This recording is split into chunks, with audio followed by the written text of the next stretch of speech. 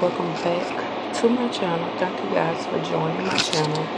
If this is your first time, make sure you like, comment, subscribe, all of those good things. And yeah, so let's get into this video. It has been well over a month now since I last put out a video, and I think my last video, if I'm not mistaken, was that we needed to find like an answer to my health issue. And that's what we've been doing. Well, that's what I've been doing. And I finally found one. Just to let you guys know, this is my last video about my health and all of that stuff. Unless you guys have like extra questions, then I will answer them. But other than that, we're gonna go back to me putting out videos. Since I have some new people, if you guys have any questions, I will probably do an updated Q&A since it's been a minute since I did one. So yeah, I'm gonna start from the beginning, the very first beginning of when I was having issues with my blood and all of that stuff up until what time is it? Up until yesterday, because it's like 12:21 at night. And I had my appointment yesterday, and so yeah, that's where I'm gonna start it. So, just to start off, September the 25th is when I had all of these issues that brought me to me changing my whole lifestyle. So if you guys go back a couple of videos, I was talking about my blood. They finally gave me a name to it, but I honestly don't think I have that because, and I'm gonna tell you why later on in the video. But I recently was dealing with a bunch of issues. For instance, I slowed down doing videos because I didn't have enough energy, and plus I was working 2 jobs, so that kind of took away from my videos. Plus, that kind of took most of my energy. So I had to start working at the hospital. When I say stop, I had to go ahead and put in a 2-week notice, and just to let them know that I won't return, but I will probably come back and ask them for my job back because I think yeah. But anyways, that's a whole nother story. And then I was working at the warehouse, but I had to stop working there because I got house. I missed Friday. I called in Friday, and this is both before I got hospitalized. So the Friday before the 25th, which was the 24th, I called in and said I wasn't coming to work. I was already working through a temp agency, so I have to let everybody know that I was out because I wasn't feeling well. Because that Thursday when I went to work, I was already having stomach trouble issues, and I didn't know what was going on. And that was at work. So I knew I wasn't going to work Friday. So I called in to let them know. And Friday midday is when I noticed like I need to go see somebody because I was very fatigued. When I take showers or just walk to the mailbox or just like normal stuff like wash dishes, sit up like I am now and watch movies, or even when I lay down, it was like somebody was always sitting on my chest. Um, and at first I thought it was just my bronchitis, so I really didn't breathe too much into it. But then when I got to the fact that once I walk to the mailbox or um, walk to my car or even go outside and try to wash my car or clean up or because I have OCD just a little bit. If you know me, they'll say I have it a lot. They don't know no better. Um, but for me to wash clothes, me to vacuum, sweep, mop, wipe everything down, it was like I was super tired. When I say super tired, I mean like it felt like I was running a marathon without running a marathon. Um, and normally when I walk to the mailbox or um, do something around the house, I feel like I'm more energized. So I knew that was a problem. Especially when I take a shower, it's a ton of bricks on my feet. So I knew that was a big problem. Because I never want to feel like I have to call people to help me do anything. I don't want to be a burden on nobody. So, I want to say Friday night, I was trying to lay down to go to sleep because, mind you guys, I haven't slept real good um, since I start dealing with this. So, let's say 2 weeks before the 25th, I've been dealing with this, but it really didn't hit me that hard until that Friday that I had took off work. And I'm like, yeah, I gotta go see somebody real fast. Um, I was urinating a lot, and the urine came out so strong, like, and I always smelled like I just came from the nail shop, acetone, straight, everything, no water, nothing, straight acetone. So with me and my medical background, I'm like, okay, is something not right? Um, I need to go see like is it what I've been looking up because I was at work in the little library thing we have at work, and I was just looking up stuff like why is this happening? What may I have? All this stuff. Um, I turned into a real Google doctor real quick. Um, so it was disease after virus after, and I'm like, I can't do this because I'm stressing myself out more. So mind you, I was up 2 weeks, no sleep. I want to say within those 2 weeks, I probably got every bit of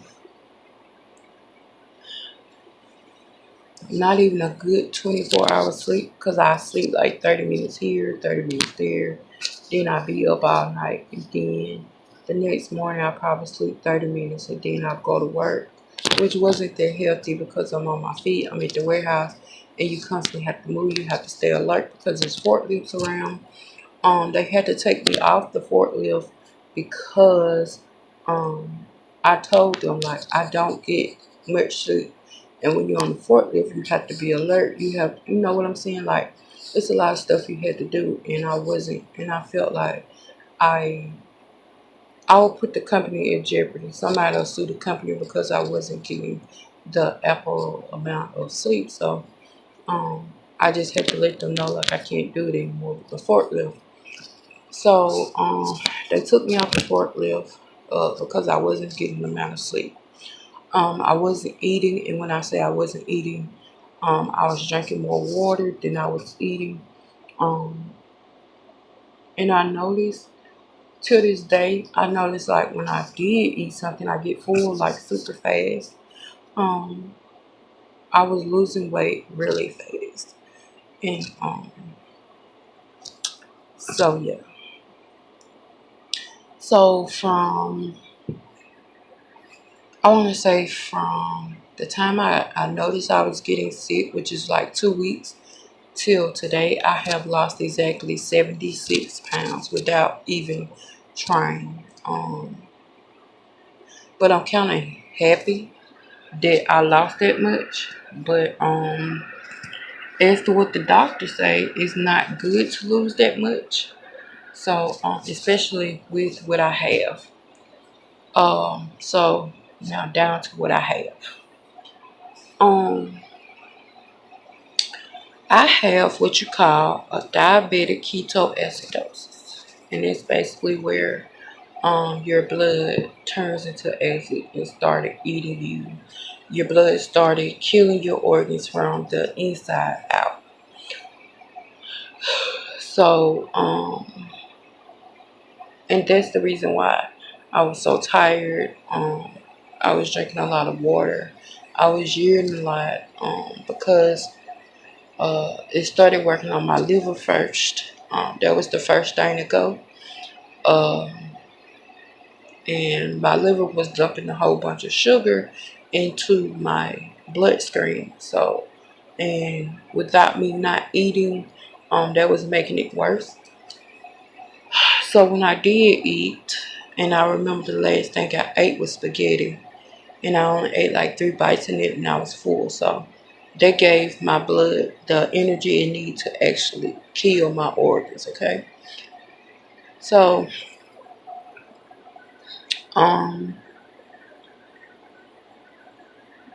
it started with my liver, and that's the reason why I was always having these pains that I really couldn't explain because I never knew like this was happening. Um, and then it went from my liver to my gallbladder, and right now my gallbladder is looking like a prune. And they say sooner or later my body's gonna reject it and it's just gonna fall out somewhere. So, um, I just have to pay attention to like when Mother Nature comes to visit. I have to pay attention to when they take blood out of me, like when I go to my doctor visits, um, and all of that stuff. So, and then it started working on my lungs, and then now I'm working on 1.5 lung, cause you know a lung have like 3 lobes, and I have like 1.5 lobes left. Um, so yeah, so I got one whole lung and I have a lung. So the doctor told me that if I catch a cold right now, it's not the best thing because my body can't take so much of it. So, and plus I already have bronchitis, so I won't have a chance. Um, so and then it started working on my heart, and so my heart has like, and just imagine like mm, a demon or a vampire, and they burn your heart, and it be like 3 strikes, like somebody went in and scratched your heart. That's basically what's on mine. It just black, and it looked like 3 fingers just wrapped around it. So, but it should heal itself. But I can't get like worried about nothing. I can't stress out about anything. Um, I can't go into depression. So I try to keep myself upbeat. I try not to think about certain things, certain people. I try not to think about my situation that I'm in right now. Um, and that's a whole nother story. But yeah. Um, so when I first went to the doctor, my sugar levels was 300 plus. And then over the period of time, when I was in the hospital just waiting to be seen, it went from 352 to 582 or 583, something like that. So um, I was sitting in the clinic. Now, mind you guys, I went to 3 hospitals with no, 1 clinic and 2 hospitals. So the first, I went to the clinic. When I went to the clinic, they did a C test. We all know what that is. When they did that test, everything came back negative, I believe. At least that's when I checked my results. Um, and then the doctors were asking, like, well, the nurse was asking so many questions. Um, do I know anybody in my family that has diabetes and all of that stuff? And I actually don't know my family medical history because I really never took the time out to actually like ask all those questions. And now that I have what I have, I should ask like, hey, what else my family got? Because I can't have anything else without knowing like, hey, you might catch this because it runs in your family. So I want to say probably 30 to 45 minutes. The doctor came in. The doctor didn't even come close to me. He just said, okay, we got to get you blood work did and you have to go to the ER. So they took my blood work, and right then and there, my levels were so high, to the fact that they started panicking. So they told me to drive to the ER, don't go home. So, and the clinic is like in front of the ER, and the ER is like the behind the clinic or whatever. So they're like walking distance basically. Um, so my dad drove me to the ER. When I got to the ER, we had to check in. They took our temperature, blah blah blah. She asked me, did I have insurance? That's a whole nother story. That I don't want to get in right now, but I might do a story time on it. But anyways, uh, um, blah blah blah. So we got through with that paperwork. She put my band on, and I sat there in the waiting room waiting to be called back.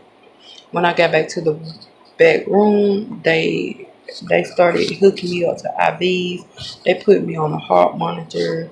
They had me on two pumps to where um the IVs are constantly pumping medicine in me. When one ran out, they put another one. Before I left the ER in my city, I had like 3, 4 bags of medicine just hooked to one IV, and it was pumping in my skin, so in my veins. So that's when a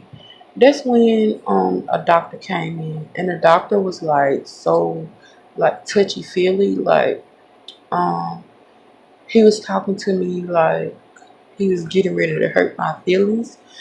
And I'm kind of happy my dad did stay with me the whole entire time because I'm the type of person I don't want people to feel sorry for me. Um, and I feel like that's what he was getting ready to do is feel sorry for me. And I don't like that. It's like when somebody feels sorry for me, it feel like it's a burden.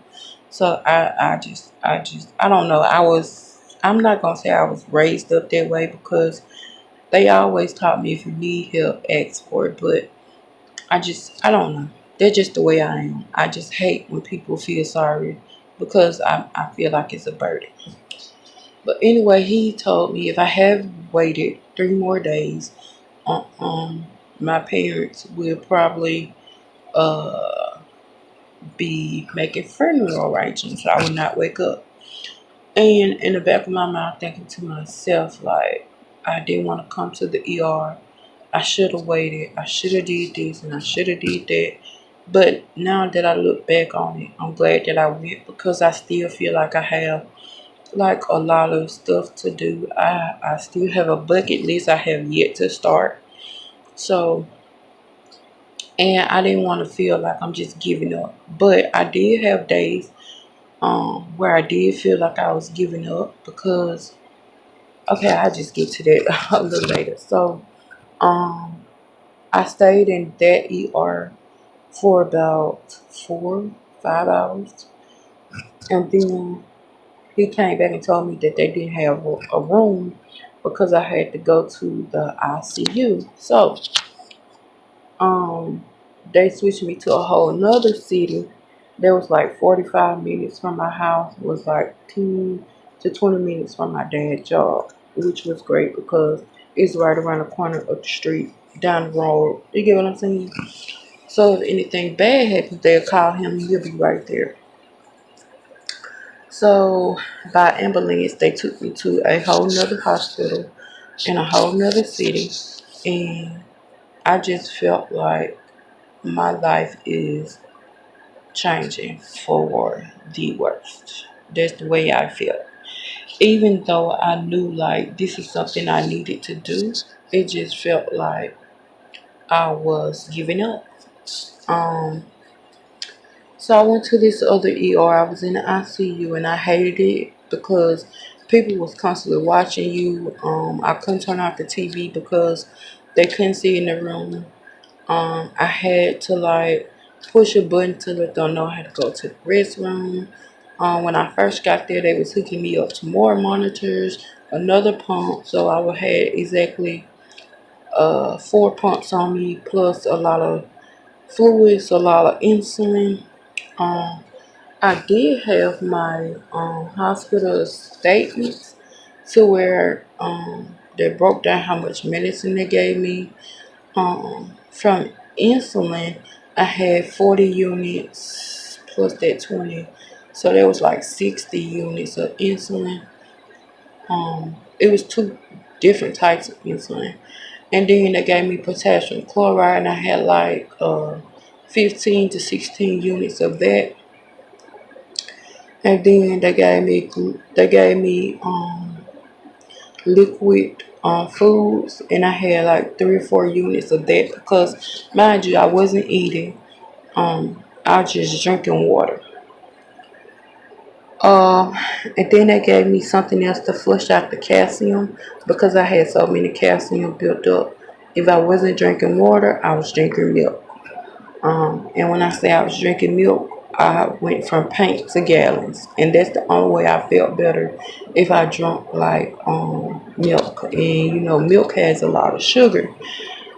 So yeah, um, and they were stripping me of my clothes. You guys, I never felt so humiliated in my life. Um, and they gave me this gown. I never felt so cold and alone, and I just wanted to go home and be in my bed. And that Sunday, cause that Saturday night was kind of horrible for me because they constantly came in poking me and checking my levels, and it was every 30 minutes. Then my level got calmed down. Then it was every hour. Now mind you, they fed me one time when I was in my city ER, and then after that I didn't eat for 33 hours. 33 and a half hours to be exact, and I never forget that. So after that, the every hour, the poking and the pumps and the I had on the blood pressure cuffs. It was just a lot. And then I had the little thing that's beyond your fingers. I had that. It was squeezing me. And then I had the pump, and it was going off every hour. So it's like I couldn't sleep. I didn't sleep in the hospital. Then, so I was in there that Saturday. Then that Sunday, it was horrible because I felt alone. I was listening to church music. I was trying to find the football game. I was doing everything I could to take my mind off the place I was in. When it was doctors coming in and out. And mind you guys, when I had to go to the when the doctors came in, it wasn't just one doctor or two doctors. It was like a bunch of doctors, well, a bunch of physicians. I'm gonna give them their title, and then it was like RNs, and it was a lot. Um, and I got so used to them coming in private and poking and all kind of stuff. It's like I was just laid out and said, scan this. To where I just come in automatic, have my arm raised up where they scan it, and then just have a finger of which finger I want them to poke because my fingers were so bruised, you guys, to the fact that all of them were sore. So it really didn't matter which one. I mean, I still have bruises to this day, that you guys probably can't even see. Um, that I might take a picture of and post, but I still have bruises to this day, where they was trying to get blood and they couldn't, or they had so many blue coats. It was just a lot. And then I have the type of veins to where you get a little blood, it's gonna clot up, and then the vein that you have the needle in getting the blood is gonna turn hard, and it's no more blood to be given. That's just how stingy my veins are. And if you have seen like orzo noodles, if I probably stick a picture somewhere in here, but if you have seen like orzo noodles, the real small ones, that's how small my veins are. They had to use like a ultrasound machine just to find one. Well, found a couple because I needed them. And it was hard to even use that to find one. So that's just how small my veins are. Um, so um, Sunday night was okay. Um, and they just kept telling me like, maybe you'll go home Monday, and all of that stuff. And I had my hopes up, you guys. So all that day I'm thinking, okay, it's time for me to go. It's time for me to go. Um, so 9 o'clock came Monday morning, and the doctor came in the room. They was drawing tests, and to me, I'm wondering, okay, the people supposed to talk to me about diabetics and all that stuff, and they never came in. So I'm thinking, okay, I'm going home today, and maybe they just late, maybe they on another time schedule. So he came in and told me they had to take extra tests and all of that stuff, and they was gonna see can I actually eat food, all that stuff, and then they'll see if I can go home. So he brought me in like 2 packs of little salad crackers and a diet Sprite and sugar-free Jello and all that stuff. So I ate that and I was cool. And then he said, well, your test scores haven't came back yet. We're going to wait until lunch. We're going to feed you lunch and see what happens. So then, now mind you, it was like 12 or 1. So I ate lunch and all of that stuff. And then he said that he said they was going to have to take more tests. So I had to wait on that. So then at this time, it was closer to dinner and I'm still waiting on them to come and tell me something. So then my dad shows up and he says, you going home? And I'm like, yeah, I'm super ready. So we was waiting. And the nurse came back in and said that they found an infection. They didn't know where it was, all of that stuff. And the infection is what making my levels high. So he said I couldn't go home. Now, mind you guys, Monday was the worst day because I had my hopes up. I wanted to go home, all of that stuff. So I had my mind set like, hey, I'm going home. It's nothing you can say. It's nothing you can do. I was like up to here, ready to go. Um, and then he said, if you go home tonight, you have to sign a paper to release all medical stuff that you want to get relieved and all that stuff. So, and I'm thinking to myself, okay, like, get the paper. I'm ready.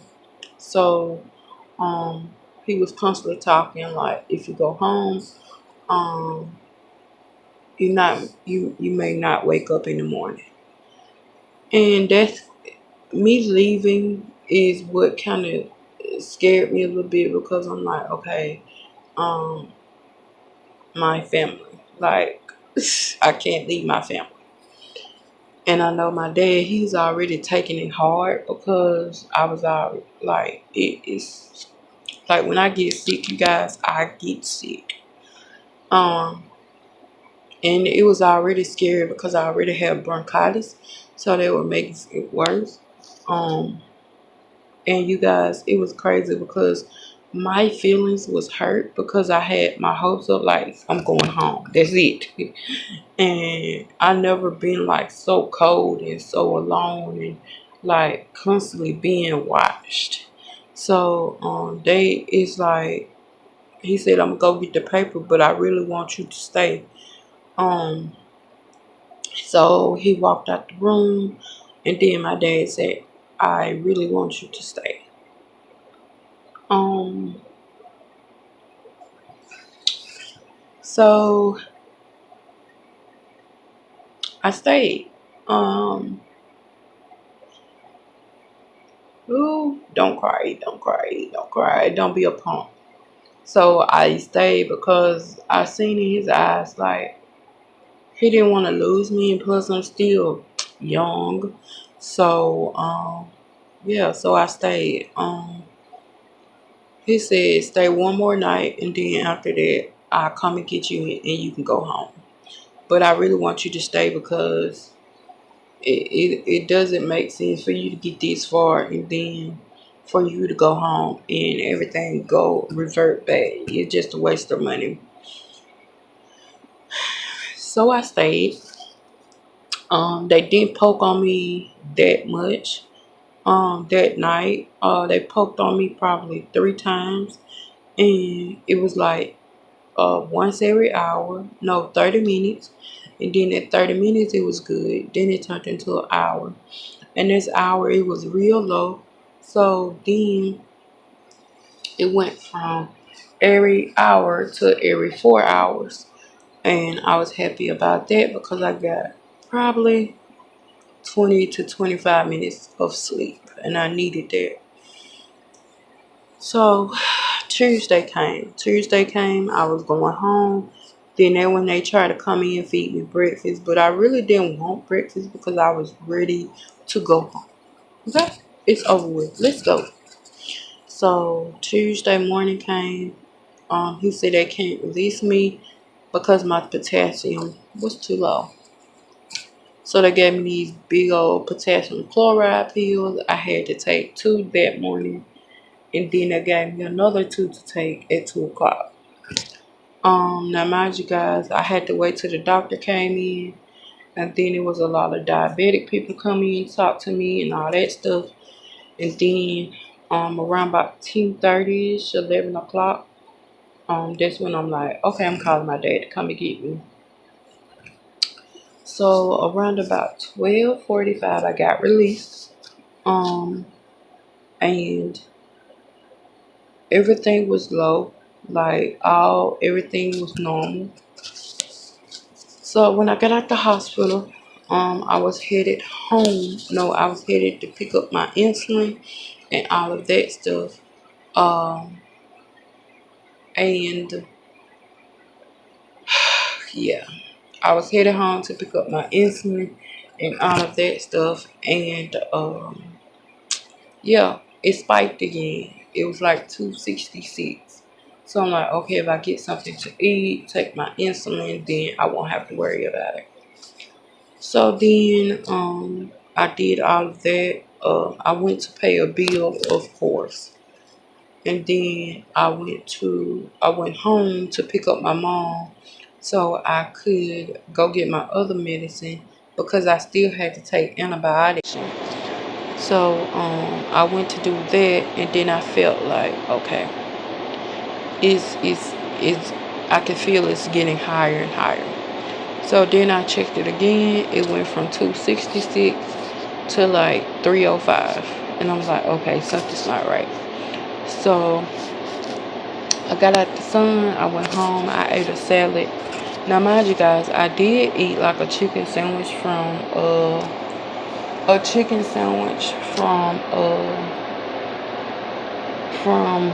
Jack's. And I'm like, okay, it should just go down. But it didn't.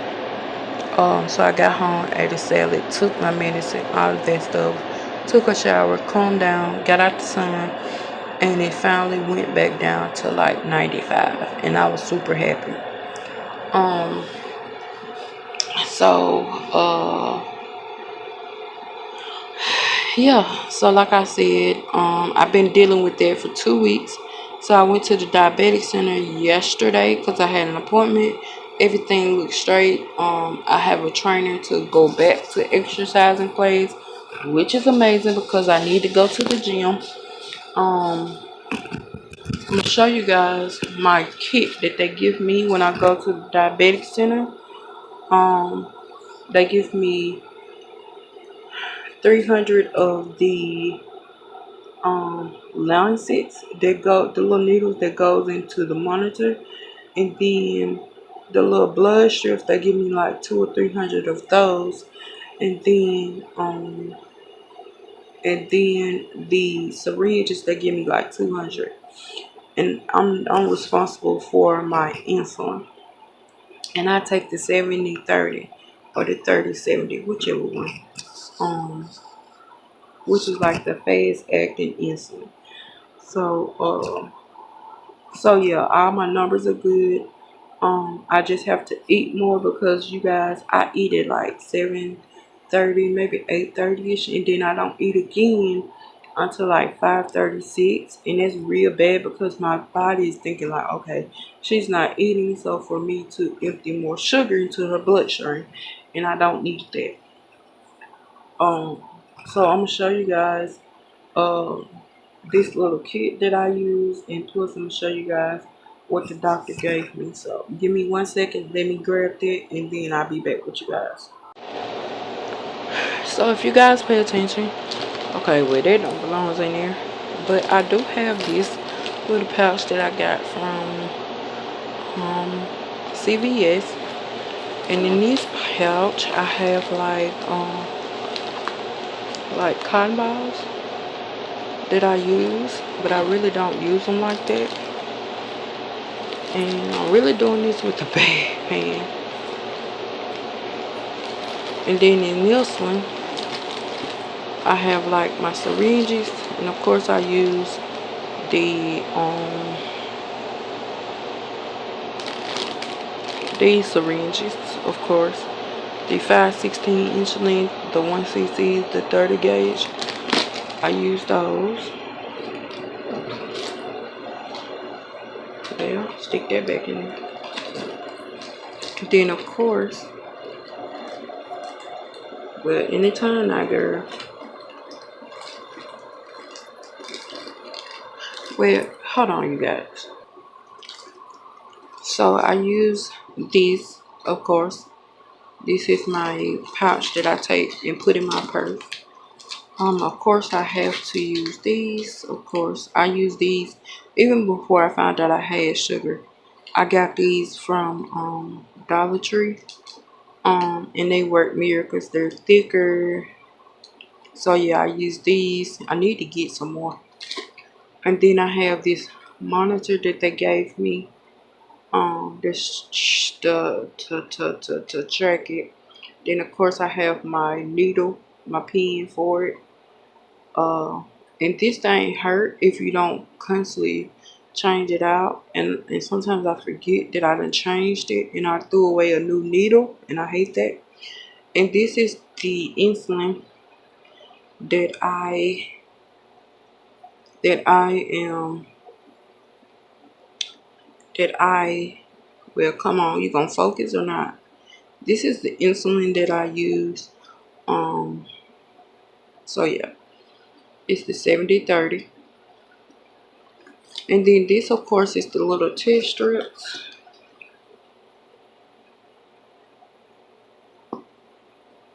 These are the little test strips. And I added some more in today, so because it was about empty, honestly. So put that back in there. Okay, look now. And then of course I went to, you can't even see that, hold on.